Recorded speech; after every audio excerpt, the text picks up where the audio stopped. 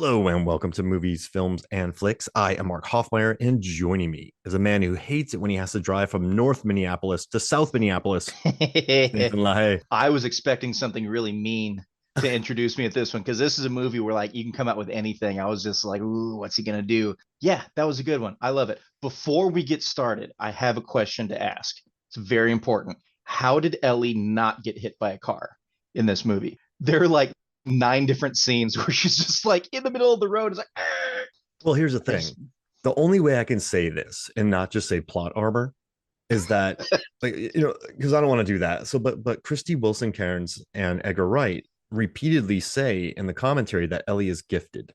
She Mhm. she has a gift, and my friend Zach Beckler, wonderful horror director, he says that's not so much psychic as it is like she's like a like empathic, like she just feels.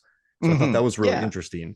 So Yeah. maybe she feels their presence, and so because she is gifted, she has powers. She sees She is force ghosts. gifted, but And I would rebuttal and say that if she can feel the presence of the car, she wouldn't be standing in the middle of that street. Now, I will say if it's something like gifted, like if we're talking about mutants, like Domino from X Force and X Men, if she has just like probability and like a luck, like some sort of luck where I could shoot a bullet, it's going to hit the thing, and I don't even have to look. Maybe that's her gift. Maybe she's got a little luck on her side. I don't know. But this last time that I watched it, I was just like, she probably should have been drilled once or twice. she's in traffic a lot, She and is. it would be, yeah, yeah. I mean, listen, she's scrappy. We know she's scrappy. She's scrappy. She tells her She grandma that. she's gifted and with powers. Absolutely. So I just think also too. I mean, if you live in London, you're used to, like, I've driven through London before, and it's a nightmare. And I mean, and I live in Atlanta too. It's still bad, but they're probably so used to people running through traffic that people's heads are on a swivel. If you've ever been in New York, everyone's just screaming all the time. They're ready for Yeah. people to pop in. So I think, Yeah. The times I've been in New York for Comic Con, like you have to watch out for the cars and the bike messengers and delivery yeah, driver. Like they don't care. I lived in Austin. Like, yeah, no one gives a crap. So I get it. But yeah, it was just something that I wanted to ask your thoughts of right away. Also, for people that haven't seen this movie yet, just shut the spoilers. podcast Yeah, off. yeah, Like yeah, don't yeah. listen to this. Just like right now, be like, ooh, this is gonna be a bad. Just like go into if you've never heard anything about the movie, you're like, oh, I like Anya Taylor-Joy or that Edgar Wright guy. Shaun of the Dead was fun. Pause this right now.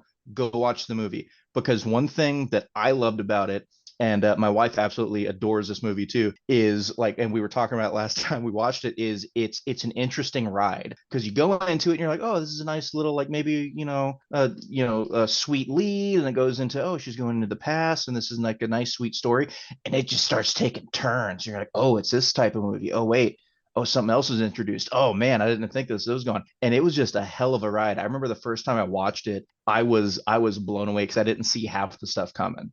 It was just a really, really good story, and the way that they jumped from point to point was awesome. And listen to this movie. It's about the dangers of nostalgia, right? It's about people who, in the commentary, Christy Wilson Cairns was saying it was about people who have a failure to deal with the present, and so they Mm-hmm. look back to the past. And when you look at Eloise's room, not Eloise, who's yeah, Eloise. Yeah, When yeah, you you got it. when you look at Eloise's room, or Ellie, or ET, or L Train, if you were a designer, Nathan, because remember when she says I'm this, I'm that, like I'm ET, I'm Eloise Turner, I'm Oh Ellie yeah. Turner. Who Oh, absolutely. what would your designer name be? Would you be NL? Would you be Nate Lay? Would you be I would harken back to high school when one of my best friends called me Nat X. So I think I'd be Nat X. oh, I love it. You know what I would be growing up? That game Crossfire had a lot Swedish of com- delight. so, yeah, it was a chocolate on the move. That's what I would definitely be like, Dolph, me and Dolph hanging out. But so Exactly. Yeah. when that game Crossfire was out, in the game Crossfire, it was Oh like yeah. Half Maya or Crossfire. So in like I You'll never get had caught up in the. so I never had a nickname really in high school ever, because just Hoffmeyer, he was called Hoff. But some Mm. people would be like Hoffmeyer. So if I had if I had a designer name, you couldn't say Hoffmeyer. You'd have to go Hoffmeyer. Like that. I would go back to that way too, because I, again, never really had nicknames. Again, my friend did Nat X as a joke. But when I graduated college, I did a Shakespeare festival, and everyone, for whatever reason, there was one gentleman named Michael that decided to call me by my last name, but he put a little emphasis on it, so it was Lahay. So that would probably be mine. You would have the same crossfire effect. It's not just saying the name; it's giving the emphasis Oh, I and like putting that. the little tune on it. Yeah. La hey, Hoffmeyer. Hoffmeyer. Oh man, we team up. We could end the world. It's like Dolce. Absolutely. The people Absolutely. say Dolce and Gabbana. We'd be La hey and Hoffmeyer Hoffmeyer. and the Yeah, We'll just use the crossfire theme throughout all of it. We'll you just make have it to we'll do make it that work. after you say Hoffmeyer. Hoffmeyer. Don't get caught up in like you have to sing Mhm. it out. Oh, I remember that commercial, man. It was on like every 12 seconds I showed it to my when we were students and they're younger. like, what happened to that kid? Did he die? Yes, he used all of his money from the Crossfire commercial on Coke and Horse. No, no, no. The kid in the commercial, he gets spun away. And you're sitting there going, Oh wait, yeah. is this like a death match? Did I Look, just watch he a he child death match? look, he doesn't die. It's like in Sonic the Hedgehog. He just gets sent to the Mushroom Planet. Oh, That's all that happens. Just different dimension. I I wouldn't mind Or it on the or like Mushroom Planet. Yu-Gi-Oh, you're banished to the Shadow Realm. You know what's nice about the Mushroom Planet is Please tell me. it would give you something to do. Let's say you're bored and then you get sent to a mushroom planet. All you have to do is survive, and that's a lot of work. Yeah, you So try to brew mushroom espresso. yeah, mushroom. You would mushroom. There's mushroom protein now. There's mushroom coffee, and you Yeah. just try to survive the monsters. You deal with mushrooms. It's You just. would be in a psychedelic haze to the end of your days. Ooh, is that a song from Lahay? It is now. But enough about Sonic and Mushroom Planets. Let's get back to Soho, the thing that Hey, everyone wait. I came wasn't back done with to. that yet. Okay, I All right. apologize. I was No, trying to. I'm The done. people just came back from watching the movie. They're like, "Why are we on Mushroom Planets? Let's get to the meat." Wait, someone jumped Um, into this scene and talked about the. well, we told them to go watch the movie first, and maybe Oh, they now they're forgot where coming. they were and they skipped ahead by like 3 minutes, and all of a Got sudden, it. Mushroom Planet. Like, is this the same podcast? Skip the ads. Let's That's skip fair. it. No, Skip it. so the thing that makes me happy about this movie is, I'm a longtime fan of Edgar Wright. I love Shaun of the Dead. I probably watch Hot Hmm. Fuzz more than any other movie Oh, combined. God, I, so good. World's End, I've covered it. Baby Driver, I'm covering it soon. Scott Pilgrim, like he's a director that visually, he's such an interesting director visually, and I love Hmm. watching the life in his movies. I learned that Scott Pilgrim shot for over 100 days, which is insane. But everyone on the crew was on board because of his vision. He knew what he wanted, and that's what Edgar Wright brings to the table. Hmm. He has a very distinctive visual style, and there's always sadness in his movies. Like Shaun of the Dead, there's some sadness. World's End, there's some sadness. Hmm. So for me, this was a nice turn for him because I know he got a lot of crap for Baby Driver for having really weak female characters, and I watched that movie again, and I still like Isa Gonzalez's character, but the love interest, she's there's not much to Lily James in that movie, so I can see some frustration there. And then Hmm. people are like, "Oh, hey, did you bring on Christy Wilson Cairns for that touch?" She's like, "No, I've been thinking about this movie for 10 years, and I met her before this came out." And Yeah, we I started, think I saw that 2007 was where yeah, the idea came up and he started to talk with people about it. And yeah, it's something that, again, his vision. If you look at Scott Pilgrim, if you look at Shaun of the Dead, if you look at any of the stuff, the stuff that he picks from all these movies or things, that the influences are 1000% there, and he does things in a way that makes every one of his movies incredibly rewatchable. One thing that I saw when going through this is there was Stephen King had seen like a really early viewing of it, and he had said something along the lines of, I don't like to rewatch things because there's so much stuff out there that, why would you rewatch something you've already experienced? But he was like, this thing is special, and I would encourage people to give it another go, which I thought was pretty high praise. But it is, if you look at Scott Pilgrim or any of his movies that you enjoy. I mean, for me in particular, I don't know how many times I've watched Shaun of the Dead or Hot Fuzz or Scott Pilgrim. They're just so enjoyable every single time. And for this one, though I think it is very enjoyable, you will catch things on rewatches that you either didn't notice before or didn't appreciate as much. One of the things talking visually that I was just like, man, that was so cool was it was pretty early on in the movie. It was during one of the first kind of dream sequences that Ellie had, is when she was sitting there and she put on the record player and everything, and she went to roll over and she just threw the sheet, and that was automatically that big just like pull back, and it was the full sheet. It was almost you're gonna think I'm stupid. It reminded me of New Nightmare.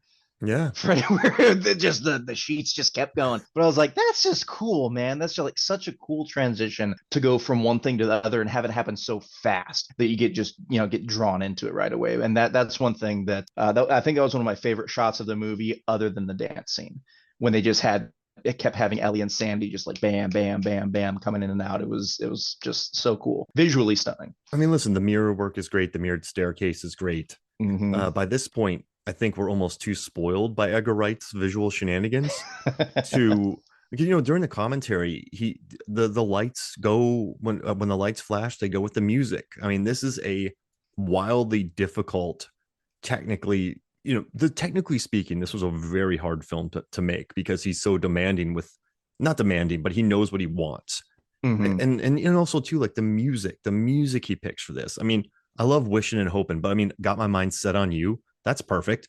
Like, I love Puppet on a String. Sandy Shaw, when she wrote that, she hated it, but she had to submit 4 songs for Eurovision, and this is the one got picked, and she didn't want it to get picked, and then it became a huge hit because I'm a puppet on a string. I mean, there's a song called "There's a Ghost in My House." There's always something there to remind me. It's so on the nose. I think his music choices are very on the nose, but I love them. Like, they hit so good, and they feel like such a breath of fresh air. And also too, like, kudos to Edgar Wright for bringing in Thomasin McKenzie and Anya Taylor-Joy. I mean, I would say of people around their age, they have probably the most heat, some of the most heat in Hollywood. So he got these 2 awesome actors. He brought in Diana Rigg, Terrence Stamp, like old school, legends. And he made a movie that, I would say, okay, what's interesting, Nathan? What percent of audiences do you think, like, his audience, his movies are very male oriented? Shaun of the Dead, Hot Fuzz. So he probably has a majority male following. And so I would say so, probably. Not to say that he doesn't have female followers. Oh, no, just no. my wife in particular like loves all of his movies. But yeah, I would say more so probably male oriented. And like, listen, I'm not generalizing. I just think if you made movies that all feature entirely male characters, you're probably gonna skew a little. I guess I'm thinking probability, right? But this one though, and they were talking about this on the commentary, where the true horror is the toxic men who abuse their power in show business. Yeah, 100%. And the writer too, like Wilson Carnes was saying, all these, like the cab driver, the lines that were said have all been said to her. And she said her biggest fear is just toxic dudes. And this is a movie that really goes at that idea, but it does so in a way of, you think it's going to be happy and hopeful, and then you think she's going to save her, but there's no saving here. And it's just, but listen, like, this is random, but when I first started in the film industry, it was 2011, early 2011. I got my first ever extra job it was pretty cool. I actually got cast as like a featured extra as a swim coach. I'm not going to say the show, but so basically what the scene was a bunch of 18 to 21-year-olds, but everyone was in swimsuits, and the main cast was there, and the main cast was having PAs go talk to like pretty girls and see if they wanted to go back to their like trailers after the shoot was over. And this is 2010, and I'm like watching these kids treat these women like they're just, hey, go pick that one, she's cute. Like, they don't even know who they are, they don't know what they're about. And like, I was sitting there going, oh man, like, I was not naive to the world, like there's scumbags everywhere. But, like, the show business and when it's music, put front and center right in front of you, and when it comes up, it's not a good industry for a lot of women, and it really does play on them as sort of things. And you look at the 60s and the swinging 60s, but I like when people don't put rose tinted glasses on nostalgia, right? Because the film industry, the music industry, they're not pretty places. So I don't like movies that represent them as these awesome, pretty, clean entities. Does that make sense? Like, and that's what this movie does. Yeah, and it definitely sets it up that way with the girl with the dream and going through, and the girl that also has the dream for the fashion industry. Also, all of a sudden, flashbacks to this girl that's trying to make it in showbiz, and you're expecting something kind of interesting and happy, and maybe they're gonna mirror or get inspiration from each other, like with when Ellie got the dress Dress design ideas, from yeah. exactly. But yeah, you find very quickly that that's not the case, and kudos to Matt Smith. This was I think this was the first role that he took on after his Doctor Who time, where he was just this happy-go-lucky, smiley, almost childlike, loving character that everyone adored, and all of a sudden he's the big asshole that is not caring at all, is manipulative, plays on Sandy's dreams, and essentially traps her into this life of prostitution, which is also interesting when you're watching the movie and you understand anything, but you think of later, because some people are like, well, why didn't she just leave if it was so, like, why Mm, didn't she go away? But and just really quick, my wife again last night was like, I think it's interesting that two men are going to be talking about this movie, but with everything going on. But it's like, some people may like, well, why didn't she just leave? But if you think of it, like, again, back in the 60s, where women had even less of a stance than they do now, and they were expected to do certain things, if she was even tricked into doing this thing or pressured into doing it once, how do you get away from that? Number one, knowing that the pimp, that Jack, Matt Smith's character, knew where you lived and could, and if something happened to you, that that you'd probably get away with it. Number two, if you got away from it and somehow it got out that you went through this, like how that would tarnish you and everything else. It's almost this thing that you've done it, you can't escape it. There's that shame that goes with it. So the only thing you can do is kind of press on and hope for something. And even when she was given an out by Lindsay, by the cop that showed up, she just didn't believe that it was something that she could allow herself, which was also a really cool scene with Ellie trying to break through the glass and like to mm. have her look at herself because she was worth more. That was a really powerful scene in there too. And listen, anybody who says why didn't she leave, thank God, have never been through. Especially if a man says that, they've never been through an abusive situation. You got to understand the mindset that's created. And then, like you said, Yeah. if you're alone in London, you're with this violent person, it drags you in, man. It's not a immediate thing. It's a gradual thing that he did to her. Like he ensnared her, and then Hmm. it's not a matter of running away. And so I'm kind of happy that I'm not happy, but I think this movie did the right thing by not having a happy-go-lucky ending, because Oh, it's absolutely. Yeah, that's yeah. not that would have been false to what this movie was. And Hmm. and I don't know. I guess I'm just happy. Like I think too many people say back in the good old days. I'm like, what were the good old days? Like, Yeah. What does that entail? and and I'm gonna be honest though. Like, well, I don't know why I would lie, but I think you go to any time frame in this planet, future, whatever, it's all gonna be a pain in the ass. Oh So, yeah. but there's also gonna be positives. But you Hmm. can't just look at something and be like, those were the days. I'm like, well, no, they weren't the days. You're probably Maybe in looking the at days for you, yeah, but they could have been the worst of times for someone else. exactly. Yeah. Yeah. But yeah, it was like as soon as what was the big turning point when the faceless dude started showing up? Like what a visual, just to like get you like again where you're in this like happy, what's going on? Something's bad, and all of a sudden ghosts, faceless guys. Like it's such a good visual that just like breaks apart everything that you thought you knew about the movie going into it, and it just kept going and kept going, and they kept showing up not just in the room that she was trying to escape, but everywhere around her. It was again almost like she was trapped, kind of like how Sandy felt like she was trapped in the situation too. Yeah, it's and I just like this. I like the idea that Edgar Wright had to exercise this movie from his mind. So he had this an idea in his mind for a long time, and he went out and got rid of it. And I can relate Mm-hmm. when I do my data pieces; they're not nearly as big. I'll never get the numbers, but even if they tank, I just got to get them out of my brain. Yeah, So exactly. I'm serious. I have to get them out. They have to go. So I think Mm-hmm. I don't know. I'm happy that he let this idea go, and just by the sheer like what the concept of is it like and what it covers, I knew it probably wouldn't be the biggest film to be released because it is quite challenging and it's not as Mm-hmm. happy go lucky as the other ones. But I don't know, having been in the film industry, having worked in the music industry for a while, and like even like food events, like it's kind of nice sometimes to like, oh, okay, here. So I teach film studies, and a lot of times you watch these movies, right? Where, oh, Mm, this was the golden age of cinema, or George Clooney comes up on the Oscar stage and like we're the last bastions of this and that, and like we're the best, and like, no, it's all BS. Like it's a business, it's money, mm, and there's people who prey on others. I mean, you have the casting couches, you have the contracts, you have just just insane things that happen through the day. So it, that's why I don't like looking at Hollywood the way Nicole Kidman looks at Hollywood in movies. Like we're all dreaming at the same time. For me, I just love the creativity of cinema. I love how it evolves. I love mm. the cameras. I love the lenses. I love the switch to digital. I love film. I love how Technicolor happened. I love how sound changed everything.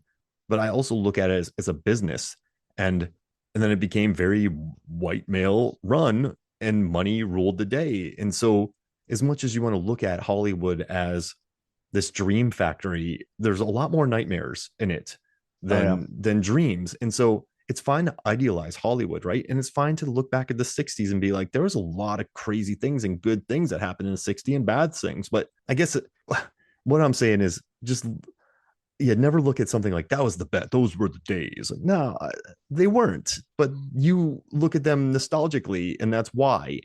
And I don't think many movies have tackled that. And I'm glad this one did.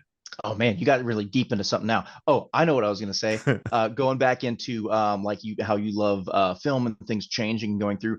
I really enjoy the fact, like I read how they changed the lenses up to shoot the flashback scenes, and they changed something else just to make that visual thing. And it's something that arguably is pretty small, but makes a huge difference overall. And one thing that I absolutely love in any movie with how much certain ones rely on CGI or all these things going through to make this like grand spectacle. The movies that slow down and kind of almost backtrack to more practical effects, I friggin' adore. The whole dance scene with Sandy and Jack that Eloiuse kept coming in and out of. That was, I think, every switch but two were practical, where it was choreographed with not only the actors and the background actors but the camera to make sure that they go in and out seamlessly to make those transitions.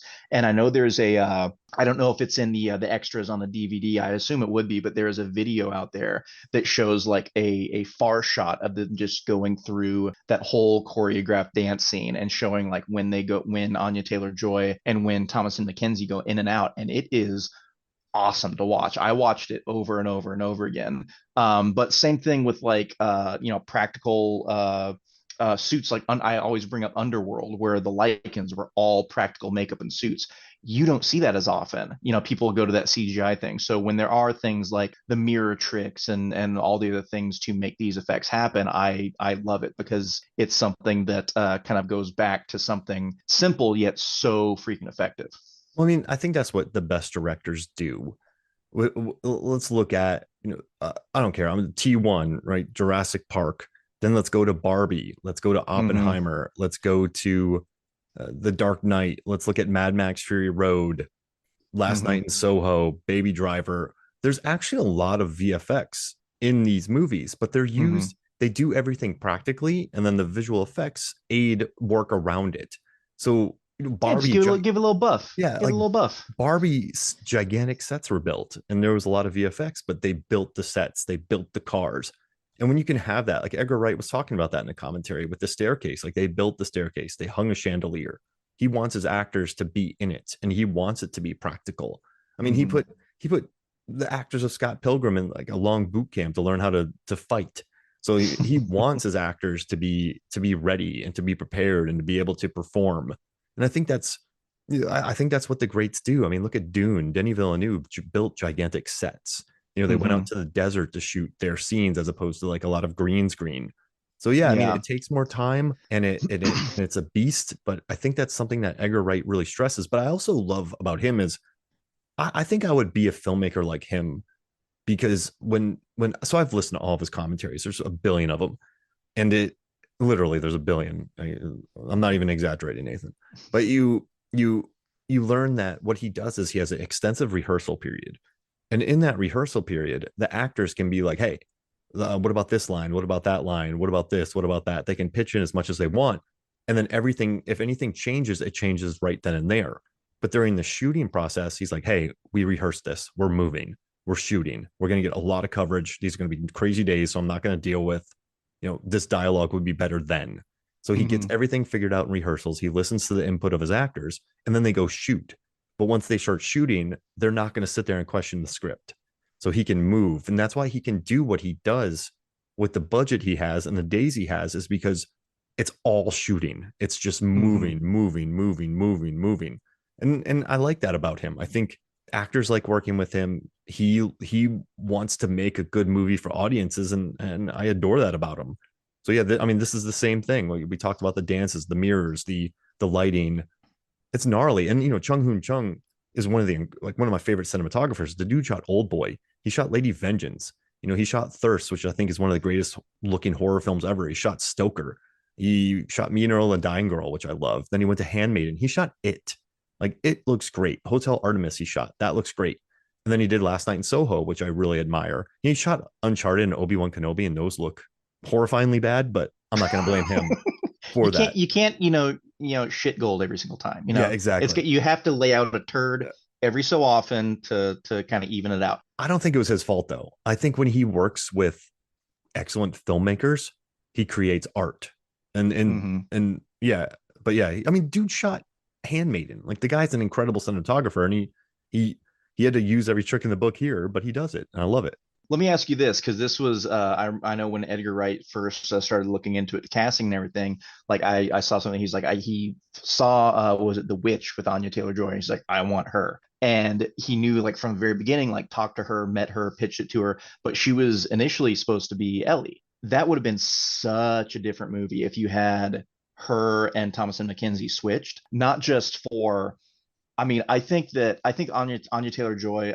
I love her. I absolutely adore her. Anything she is in, I will watch. Everything that I've watched of hers, I loved. Whether it was The Witch, whether it was The Northman, whether it was Last Night in Soho. I know New Mutants gets a bad rap, but I love her in that. Split. I mean, you name it, I'll watch it, and I will likely love it. I hope she does everything. But she like having such she would have been so good at being that timid character for Ellie, but something about Thomasin McKenzie, just her mannerisms and everything and her look just fit so incredibly well. And then to like, Anya Taylor Joy being the seductress and like even all that going into it was I don't know, it just would have been such a different movie having those roles switched. Do you think it would have had as much of a, I guess, gravitas or as much weight if it was switched up Well, I with think the people that were helming it? there's more of a vulnerability, I would say, to Thomason than there Yeah. is Anya. I mean, Anya's been great in the shows that she's been in, but I don't know, Queen's Gambit or The Witch or Emma. Like, The Witch doesn't talk much. Emma, she Hmm. delivers that dialogue. She's really good in Emma. Queen's Gambit, totally different character. Northman, kind of a different character. Menu, she's kind of like the broken character. Split, she's kind of plays the Hmm. same type of character. So she can find that vulnerability and she can be hurt, but there's this sort of, I don't know, with Thomason, you're like, watch out, kid. You're Yeah. you you feel like she's an 18-year-old who just moved to London and is excited for the world and It's immediately almost gets like crushed. that porcelain doll, like, oh, watch out, you can't Yeah. let anything, oh, don't chip her, don't, And immediately but gets broken. And also Anya Taylor Joy, I think, has the look of, I mean, for lack of a better term, the stereotypical, like, walks into a room, commands the room, and yeah. gets targeted. And so I think the casting was good. I think Thomason plays younger. She is Hmm. younger. She was 18 when she shot this. So, I think Anya would have been great, but I think, I don't know. I like Thomason in this. Like, she actually, what I like? I like when characters play characters that are their age. And so, Yeah, how many times do you see the high schooler like, oh, this is my senior year, and they're like 37? yeah, I hate it. And so, listen, I like that she was 18 and she did this because you can see that on screen. So Hmm. that definitely worked better for me in and like, she's really good at freaking out Thomason in this one. Yeah, I don't know if I don't know. I can't think if Anya does a great freak out, but I think Thomason just loses it. And there are multiple times where yeah, she just looks absolutely terrified, whether it's when she's in her room with John or she's in the library and almost stabs Jocasta, which dear God, why couldn't she have just gotten a couple inches closer to Yeah. that bitch. Oh my god, that would have been so satisfying. Yeah. Okay, well, can we talk about her? The Let's kind of do. roommate who is also in the Dead Parent Club, which Oh is god, just your uh that my pain is worse than your pain oh type of gosh. situation. That oh god. Yeah, and like Is interesting. I would she never ever do that. likable? I don't think there's ever one moment where you're like, well, she's redeeming in this quality. It's just like she walks in and like everything she says, just like, oh, bitch. Yeah, and like that's a strong word, but also that's the character. Like I think if She that earns it. yeah, She earned that title. there's nothing ever good about her. And you know, sometimes I wonder if Edgar Wright and the writers, so they made sure to have what John in this movie because they Mhm. wanted to have the writers, they said they wanted to have at least one good dude in this And they movie. picked the Yeah, best freaking yeah. character. Like every single time he's on screen, you're just like, oh, he's just trying to help. And it's Oh, just look at this sweet baby. give him a Coke, give him an apple. Like he's Give just me, a nice yeah. kid. He's a good kid, right? Yeah, And she's a absolutely. good kid. And also, so I think maybe that they're like, okay, we need one good dude, maybe we need one horrifyingly bad female character in this. Hmm. And Yeah. but also, I mean, dude, you go to college and there are the assholes. Like you Oh go to, yeah, and absolutely. if you go to like a prestigious art academy, there's gonna be, and also too, they both of the writers, they came from sort of middle class country backgrounds, and so when they move to bigger cities, you meet those city kids who come from money, and that's a different That world. have the Yeah, egos and the yeah, the oh, the word is yeah, escaping me. I hate it when that happens. yeah. This the egos, they have the Privilege. Yeah, privilege, absolutely. and Yeah. so it feels right. But yeah, the one thing about this movie is whenever she's on screen, you're like, ugh. And I don't know if that's good or bad, but also we don't need to learn that she has a terrible mom and that's the way she acts how she acts because she's not the main character. Yeah, we don't But need the backstory. You're this role. You're gonna play it. You don't. We don't really don't need anything else.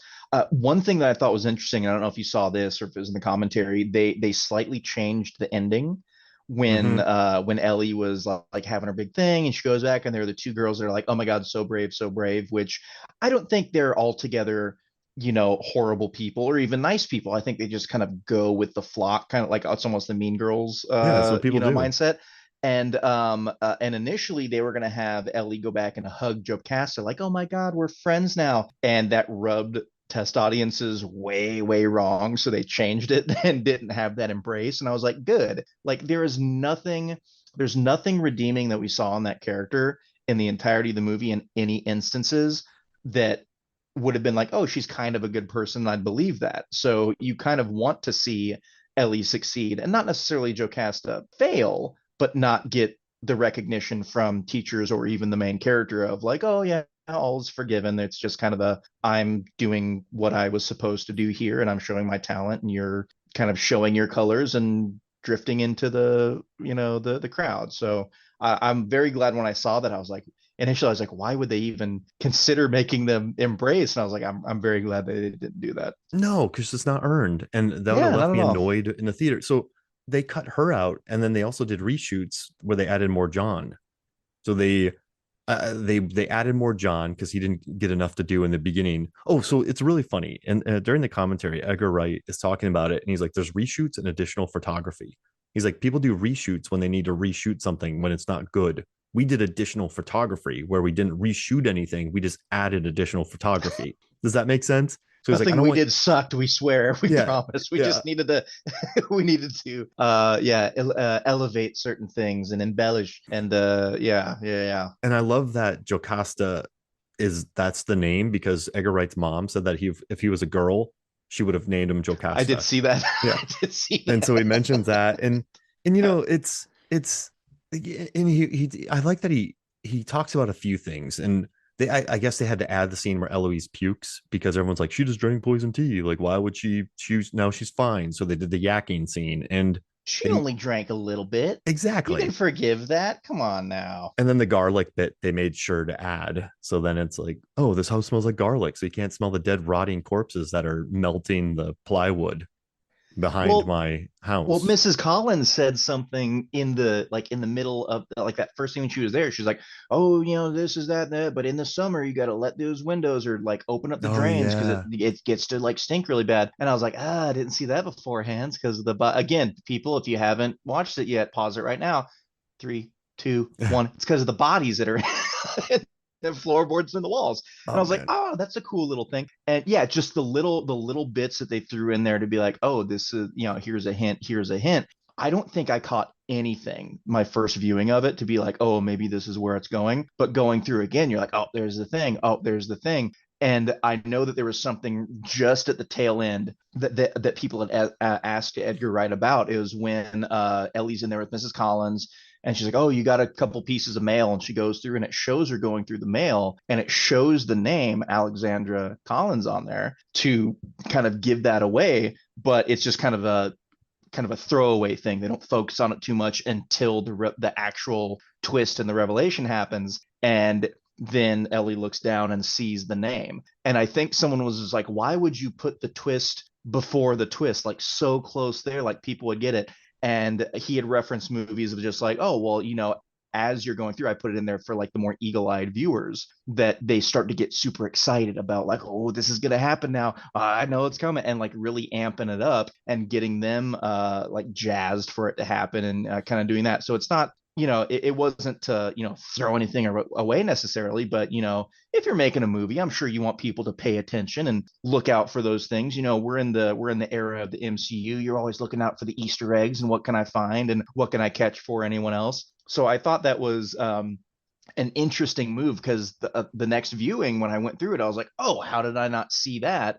But I was like, but wait, was that the time that I saw, or oh no, it came up then. Okay, so I was just like, oh, that was interesting, but it didn't like take away. Like I was like, oh, what a dummy! Why did he do that? It ruined it. I was like, oh, if I had caught that the first time. I was like, was that just did I see? Because it cut away so quick, and I was like, oh, I saw it. I got the thing, Well, then it would have but changed your experience and it would have been bad though, because remember what Hitchcock says, not at like all. you could put a bomb under a table and then people can sit there and you're nervous because you know a bomb's under the table, but the characters Mm-hmm. don't. Or you can just it have an it adds explosion. that yeah So it adds that on there. I mean, we were I know before we started talking we were talking about the Saw movies, and that's even part of that, like if you're going through and you as a viewer can be like, oh, it's this person, or I know this is coming, and it's just still going through and grinding away, like it keeps that kind of anticipation or that anxiety going, like are they going to figure out how's it's going to go, and yeah, it adds to the experience. and yeah, so I mean that rewards the eagle eye viewers. I don't think it wrecks it because Yeah. then you're looking around going, I know things people don't.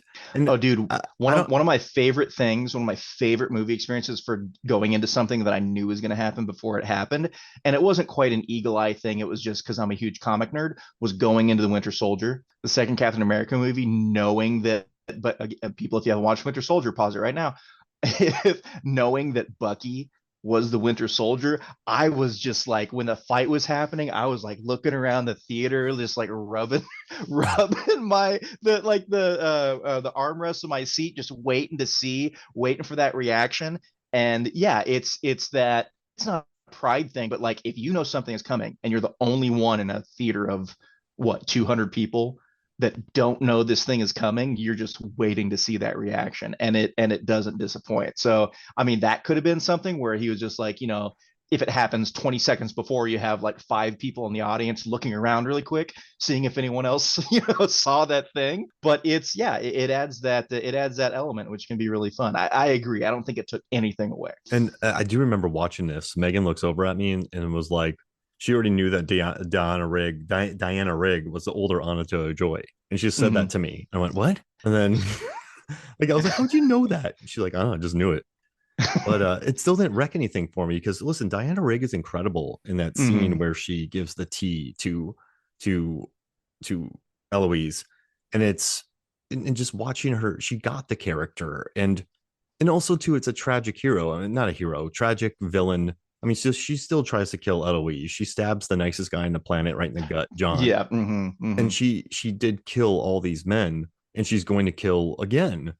But it's interesting that they kind of built up her backstory and then had her become this killer. But I also didn't like that they made her this folk hero. almost like, hey, she's actually good, even though she slaughtered all these people. And you know what? They were horrifyingly bad human beings, but they didn't. She still tried to kill Eloise. She still tried to kill John. So once Yeah. again, like there's a lot of easy ways you could have backed out of that, but they chose not to. And you know, Eloise still had the she saw where she was coming from. She saw her entire backstory, so she Mm-hmm. knew where Diana Rigg was coming from, or Miss Collins. But it she knew where she was coming from, And and still tried to save her and sympathize with her. Like, I know what you did was horrible. I know how you felt like you had to do that. Maybe some of them deserved it, but like yeah, you still deserve. And I think she even said at the end, like, live, you still deserve to live. And yeah, it is that interesting thing where like you come to realize like, oh, this is a serial killer. I don't even think they said how many men she killed. Like when Ellie was going through the newspaper articles, there were a bunch on there, but I don't know, maybe we can go back and count all the arms that came out of the floorboards and the yeah, and the bed and things like that. It's like there's one, two, three, four, five. It's one of those things like, okay, Jeffrey Dahmer, serial killer, 8 people. Like if he had motivation to kill those people, like if they wronged him in some way, does that still make like is he a nicer dude exactly. because No, of that? no, Or the Dexter conundrum. I only kill bad people. Well, you're still murdering people. it's there. It's and there. and you Yeah. know, she swears throughout the movie. Like they kind of said, like, you know, Thomason's like a oh shucks type person in the beginning, and Mm-hmm. then Anya starts dropping f-bombs. And I mean, getting out of that house would be great too, man. There's so many bodies in the walls. But no, I kind of like that. I just think it's interesting. They showed how she became what she became. Mm-hmm. You do feel to a certain extent for the woman, but they weren't like, she's cool now, like she's fine, like one talk from Thomason's gonna make her good. Yeah. So I like that about her. And I just think Diana Rigg is incredible in the role. Mm-hmm. Just like, oh, she's like, can I call you Eloise? Like she says a really The cheeky whole line. end monologue is just so matter of fact and like even just so sweet the way she's saying everything. It's like I killed these people and it was so wonderful and they deserved it and didn't they? And you saw and it was just Wait, did you make her delivered like a Southern belle right there? apparently so. That's what I do with that one. Complete opposite from Soho, London. Well, it's probably I attribute it Is it to my South London? at South London. There you go. Exactly. There we go. If it was no, I attribute it to my theater coach and professor Maureen McIntyre, who was 1,000% a Southern belle, and everything was oh honey, and I think it just kind of ingrained in my psyche and seeps in every once in a while when I talk about female characters. Sorry, Ms. Mac, don't mean to disappoint there. And you know what's interesting? The same thing that allowed Matt Smith to entrap her is the same thing that made her such a successful serial killer, is because they just those men never expected that. Yeah. The men that she dragged back to her house, they, oh, this girl wants to bring me back. Oh, hey, another go. Like they Yeah, just again, never. it's a So Tuesday evening. You're gonna go, bang a prostitute. she was What could never happen to caught. me? I'm a man. Yeah, exactly. She's never Yeah, caught. And yeah, it's interesting that the same thing that sort of made her a target also made her so successful at yeah. murdering human beings and stuffing them in her walls. And she's pretty good at painting, I would assume, and drywall. So I mean, Yeah, the stain and shellac used in there, just listen, if you don't have enough money to strong become a arms for carpenter, driving those nails in. just put people in your walls and learn You the know, trade there. there you go. It'll resell. The housing market's up. It's a fixer upper. Oh They'll my just flip gosh. it. I want to say one thing we haven't touched upon at all in this, and I think it's horrible of us. We didn't talk about Terrence Stamp at all. Number one, how good of Skeezy. an actor did they find to be an older Matt Smith? Like, Yeah. if you look at them, like put them together, you'd be like, I totally see that. Like 1,000%, no question in your mind. And that was such a great casting choice because like they go into that first dream sequence and here's Jack and everything, as soon as you see Terrence Stamp you're like that's him, there's no doubt in my mind that's him.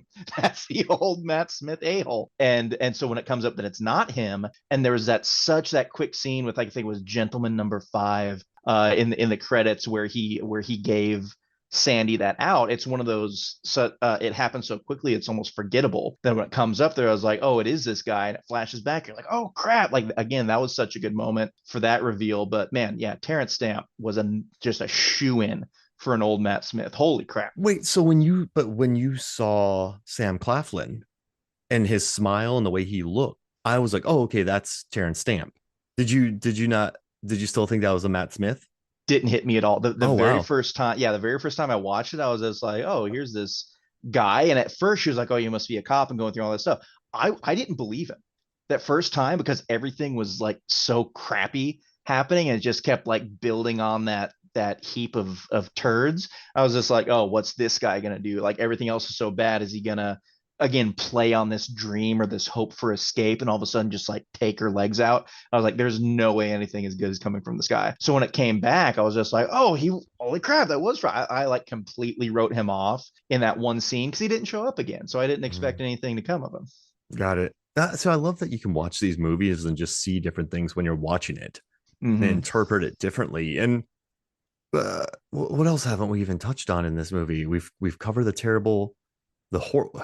horrifyingly bad roommate, Terrence Stamp, and We talked about John, the nicest guy ever. they Um, researched a lot of vice language from the 1960s, and then they researched like pimp talk and like that kind of talk from like the mm-hmm. times in the 60s, and like yeah, they're pretty close.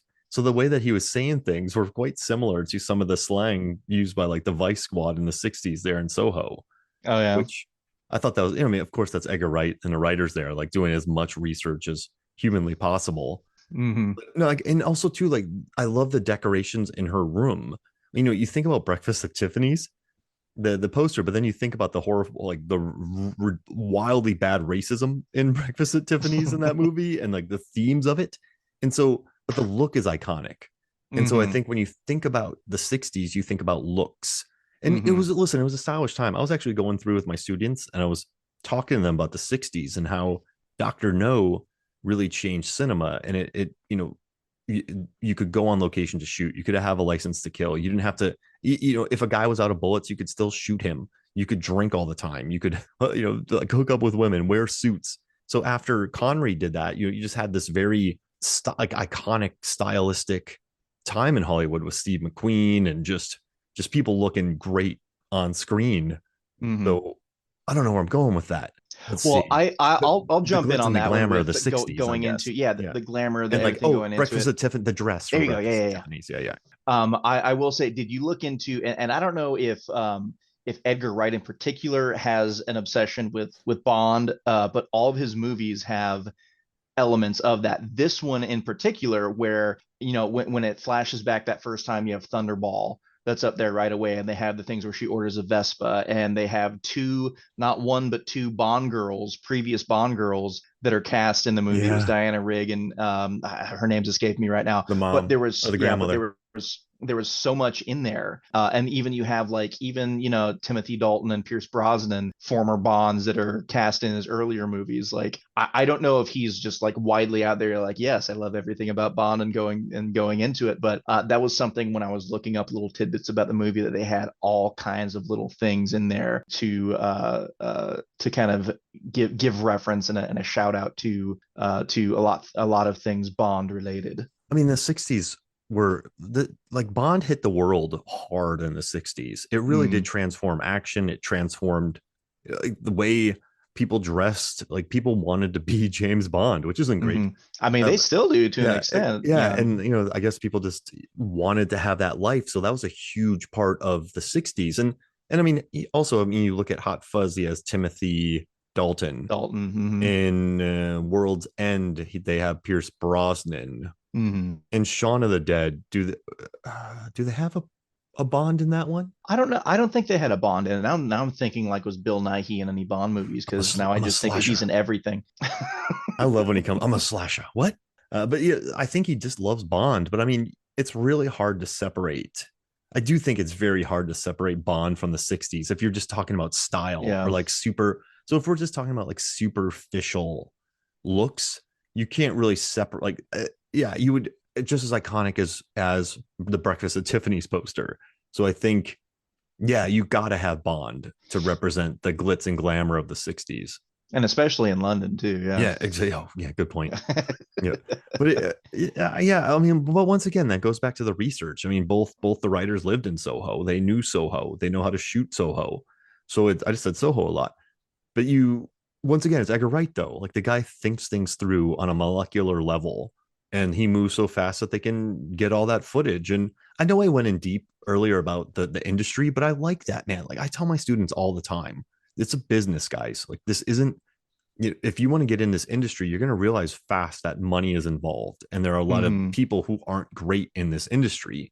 I mean, there's entire film industries of like pirating movies. There's entirety like or just recreating movies, but worse, like the Almighty Thor when Thor comes out. Like it's an industry that I don't think should be idealized, but I think it's good to know and understand. And so I don't think he's really shaking the world by saying, "Hey, '60s were kind of crap."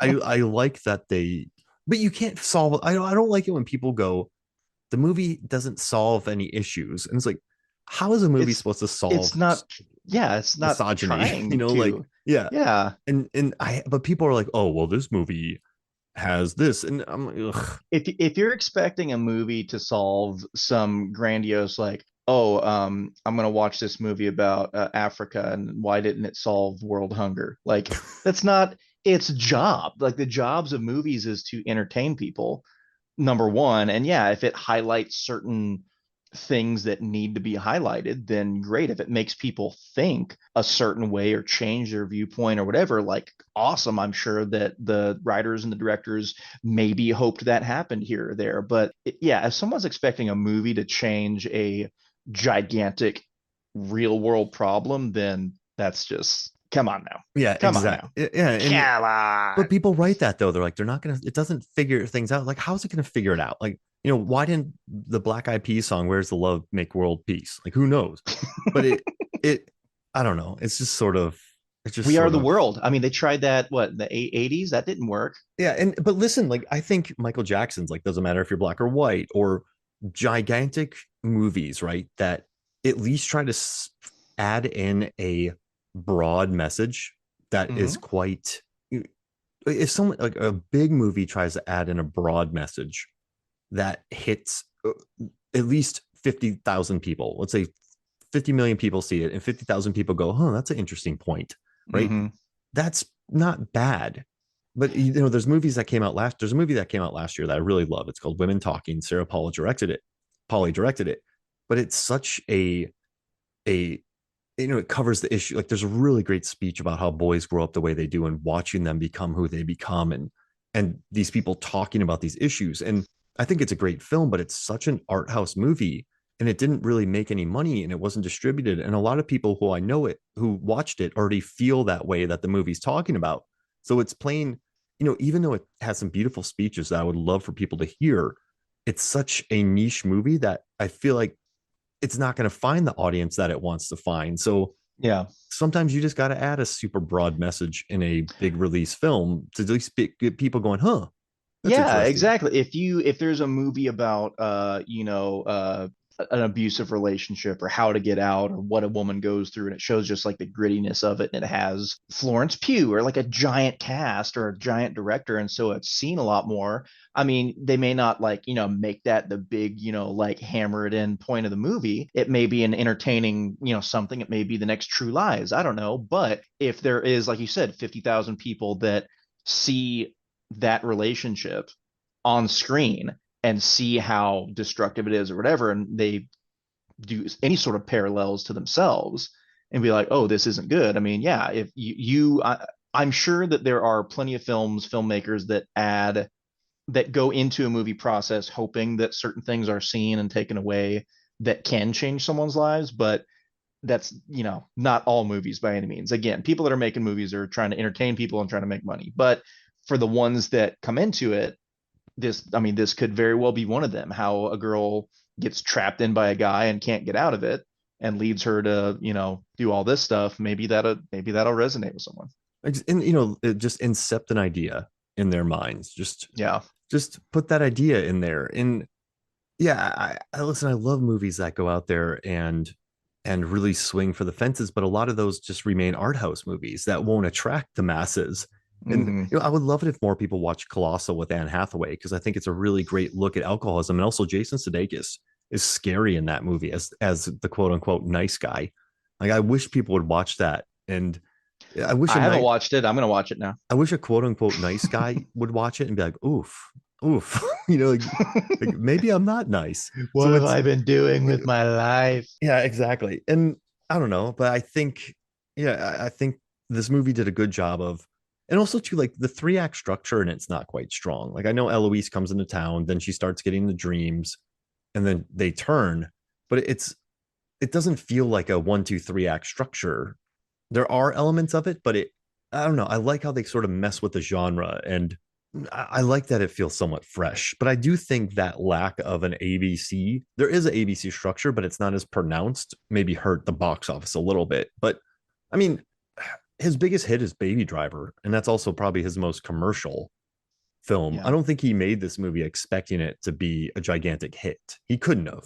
And I mean, it was a Well, for me, I remember it being like, oh, Edgar Wright has a new movie coming out. Awesome. And I was already intrigued because Edgar Wright, like it's kind of the same thing with music or comics or whatever you're into. If there's a new project coming out by someone that you enjoy, you're automatically going to be like, oh, I'm going to give that a shot. And then when the trailer came out, just with how it was set up and who was cast in it, I was already like, oh, I'm going to see this movie. And of course, I saw the movie and I'm like, oh, I'm going to tell everyone to see this movie. It's that going into it, but it may not have been as widely not accessible, but appealing to a whole lot of people. It wasn't a weak movie by any means, but what I really appreciated about it is that any movie that keeps me guessing throughout the whole thing or that changes my mind, like I go back to Training Day, when you think like, oh, Denzel is a good person, no, he's just a really rough, but no, he's kind of like really trying to, I was like, that one made me go back and forth a lot. And I think this one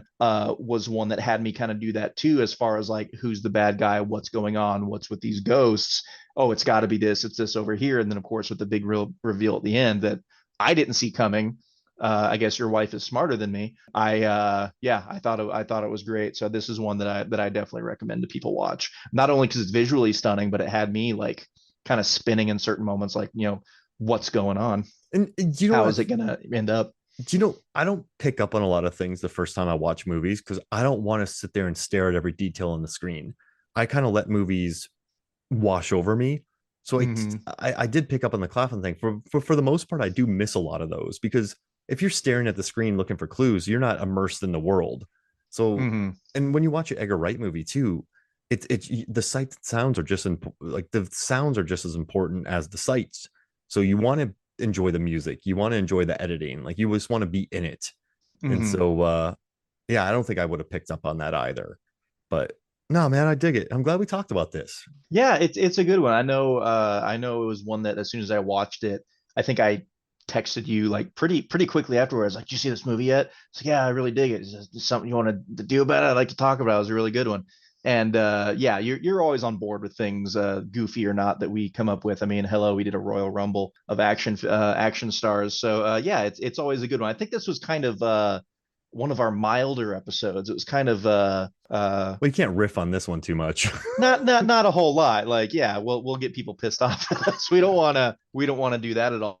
But yeah, it was a really good watch. I really enjoyed it. There were twists that happened that I didn't see coming. I thought creepy old Terrence Stamp was a hole Matt Smith. Didn't see Diane Rigg coming at the end of it. It was just really enjoyable. And the second time and multiple times going afterwards, even just little things like you see the reflections in the giant mirrors and going through. But even that first time that Matt Smith, Jack was driving Sandy home, you would still see like little glimpses of a reflection of Eloise, like when they passed a street light and you would get a little bit of a flash of a reflection. It was Eloise in there. I was like, oh, that's cool. Just that little thing that kept you into it. But yeah, I really enjoyed this movie, and I hope other people get intrigued by maybe listening to this and giving it a try, and telling other people to watch it.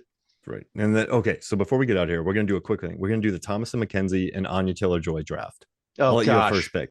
Oh my God. They've been in some huge movies that I They have love. been, and I want to. So here's the thing with Anya Taylor-Joy. Again, huge comic book nerd, and everyone go read this book too because I adore it. I think I've talked to Mark about it a couple different times. It's called Something is Killing the Children. It's from Boom Studios. It's a horror franchise. It's wonderful. It's James Tynion and Werther Dell'Edera. I read the first trade of this book, and that was it. I had to have like every single issue. It's one of my favorite series. It got optioned by Netflix, but it's kind of been in production limbo hell for a while. I want Anya Taylor-Joy to play Erica Slaughter, the main character, so insanely bad. If they don't cast her, I'm gonna cry. Anyways, Anya Taylor-Joy, I'm gonna pick Split for my first movie, sir. All right, I'm gonna do Leave No Trace, Thomasin McKenzie movie. Really good with Ben Foster. Like I remember watching it. I'm like, who is this? So I watched that before Jojo Rabbit, and I watched that before I even knew who she, like, not who she was, but like, Yeah. I saw it and I went, whoa, like she's got it. Like this is a good actor right here. So I yeah, was Leave No looking through Trace. because I've seen a couple of her movies since this one, and I was just like, I want like I know I've seen her in a couple things. What is it? And I want to go back and watch a bunch of her stuff because yeah, she just has a presence on screen that holds you to it. I am you said it already, but I'm gonna do it. Yeah, I'm gonna put into Jojo Rabbit for Miss Oh Thomasin yeah, McKenzie. she's so good. I'm gonna take Thoroughbreds by with Anya Taylor Joy. I love that movie. So Okay, let's see here. Oh, what else? What else? I got to do the menu. oh The yeah, menu shoot, was amazing. My dang God, it. Elise and I watched that and we just loved it. I think she called her brother immediately and she was like, "Put this movie on. It's right up your alley." That was I think some that movie gets a bad rap from some people. I don't give a crap. I loved it thoroughly. It was so good. Oh, it And was so good. I think we need to respect M. Night Shyamalan because he put Thomason in Old and he put Anya in Split. Like Mm-hmm. he knows what's up. He Okay, does. He does. okay. So you have Split, Jojo Rabbit, and the you have wait. What do you have? You have Split, Jojo Rabbit, and the menu. I'm gonna take Leave No Trace, Thoroughbreds. I'm gonna add The Witch. You got to. You got to have that You in have there. to. Yeah, yeah, Absolutely. yeah. Absolutely. God, I feel bad leaving Thomasin McKenzie out because I just haven't seen as many friggin' movies with her. I have to go comic book route and say New Mutants. Again, another movie Oh, that gets a really bad rap. I really liked it because it was something so different from the other X movies, especially the ones that were coming out right then. We had like X-Men Dark Phoenix, which we're not going to talk about that movie at all. Just we'll oh, just so blaze past that. mm, And I can't remember the other one that came out right around that time, but it was just like for me, it was a breath of fresh air because number one, it was new characters. Number two, it had the horror element about it, and I thought everyone did great. Like everyone rags on some of the actors. I thought it was awesome. it, Enjoy new mutant movies, people. Come on now. yeah, I remember. I tried to watch that one, but I like the idea of it. If that makes sense. But I It's okay. You don't have to you don't have to appease me yeah, by trying to find something you liked about it. yeah, I like that it was short. But okay, I'll do the Northman then. I Oh, like her a I was lot. just looking at that. Yeah, Okay. I got it. All right, so yeah, the Northman. Okay, Which are you gonna cool. do Soho or what? You know what? I think I'll leave it off. I love Soho, but I'm gonna throw something else on here Super Mario Brothers movie? you know what? Think I'm gonna have to. My kids adore it and it's so good. I have to put Super Mario on there. She has great voice work in that. She does. No, she does great as Princess Peach. All right, so I'm gonna add. I'm just gonna do old. My buddy Aaron Newworth, he calls it Magic Beach, but I I mean, he's not wrong. yeah. So I'm gonna Not at do all. old. I'm gonna do old. So I have Leave No Trace, Thoroughbreds, The Witch, Northman, Old, and you have Split, Jojo Rabbit, The Menu, New Mutants, and the Super Mario Brothers movie. Well, I'm gonna get Man, you out of these here, would man. both be really fun, just like movie marathons to do. Man, if I had to watch Leave No Trace, Thoroughbreds, and The Witch back to back to back, so I would You if I would toss in Northman and Old in between them. I would do Leave No Trace, absolutely, yeah. You got to break it up. the Northman, Thoroughbreds. Oh no, I wouldn't want to leave on the Witch. So I would do. Oh man, the Witch is tough. I would do Leave No Trace, the Northman, Thoroughbreds, the Witch, and then Old. There it is. There you go. I think I would have to start with Super Mario Brothers just to make everyone feel good, and then immediately go into Split, just to really, Yeah. really make that transition. Would you send them home in the menu so they could have something to I chew would send on? them home with the menu. Absolutely, that's exactly what I was thinking. So that everyone could Cheeseburger. want a cheeseburger at the end. Exactly. American cheese, the best cheese to use. Oh man. Well, I'm dude, gonna go watch that movie now. this was awesome, man. Oh, I love that film. Oh my gosh.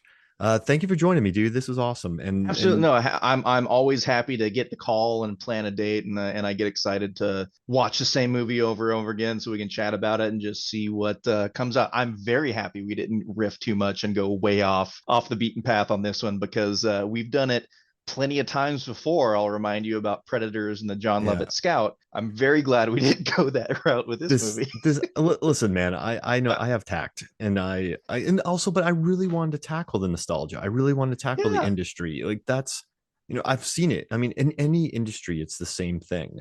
And Mhm. so I'm telling you, man, I always tell my students, like, back in the day wasn't crap, but I mean, it don't it's not the Don't best either. idolize it. Yeah, Don't, yeah, yeah. exactly. Don't, yeah, make it this fantasy that was the best thing ever and all, hugs and rainbows. It It's like, was, I think Phantom Menace was huge for me because with nostalgia, because I watched grown men just like lose their shit over it. And so I was 17, right, working in a theater, and people are just losing their shit. hmm And just I hate it. I hate it. It wasn't it wrecked what I loved. I'm like, bro, what you love came out 16 years ago when you were a child. Like George the, Lucas makes these for kids, dude. Like, or guess what? Go rewatch the thing you love and be happy with it. yeah, Don't, poop in your pants and then fling it at this new thing that other people may enjoy. it wasn't what I wanted. And you're like, ugh. And we were at Comic Cons for years. And just hearing people be like, it's not my Batman. I'm like, there's Oh yeah. 50,000 Batman. There's been Oh, you 300 Batman runs. Which you one know is how many, yours? yeah, exactly. You know how many cons that I've worked with Greg. I've nearly seen probably about 4 or 5 fist fights, actual fist fights break out in front of his table because people rag on Batman not being the best, or Batman would get beaten by this person, or Batman's shit. I'm just like, you guys have got to find something better to do. Like this, Yeah. like it's okay to be a fan, but like don't get into a fist fight over a fictional character. Come on. I think comics were just so much more important to people before they were popular. And so now that they're popular, people still have that thing of like comic book readers are dorks, and they still hold on to that, but they need to not stay there. They need to keep moving forward and not just, My favorite thing now with comics is when people complain about them being woke or all this stuff. I remember when oh gosh. there were stories on the news of people be like, we need to boycott Marvel Comics because they killed Captain America, blah blah blah. I'm just like, you guys have no idea. Like, he'll be dead for 6 months. He'll be Yeah. back. But also people are like, these comics are woke. They're trying to do all this stuff. I want to be like, go look at what the X-Men was based on. Like, they were always this. Just shut up. Don't use this terminology just because you don't agree with one thing they're doing. Yeah. Like, get bent. Get out of Now we're here. good. There we Yeah. go. All Now we right. went off the beaten There it trail. is. Yay. Hey, we Now did we it. can We finish did it it. at the end. We did it at the end. All right. That'll get cut. It's fine. So no, I leave everything in. All right. So for me, Mark Hoffmeyer, for Nathan Lahay. Oh, that was good. Puff Maya. Oh, you'll get Yeah. caught up in the. This is Movie Something Flicks. We'll see you next week. Bye bye.